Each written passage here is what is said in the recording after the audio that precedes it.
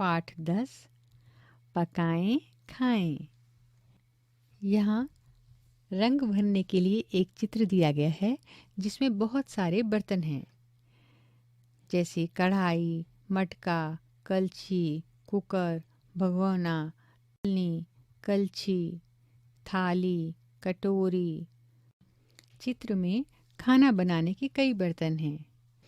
तुम्हारे घर में इनके अलावा कुछ अन्य बर्तनों का भी इस्तेमाल होता है।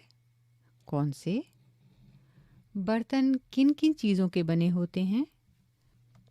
अपने बुजुर्गों से पता करो कि पहले किस तरह के बर्तन ज़्यादा काम में आते थे। वे किस चीज़ के बने होते थे? हम खाने की हर चीज़ को तो पकाकर नहीं खाते। पता करो कि हम किन चीज़ों को कच्चा खाते हैं और किन को पकाकर। किन चीज़ों को कच्चा या पकाकर दोनों तरह से खाया जाता है।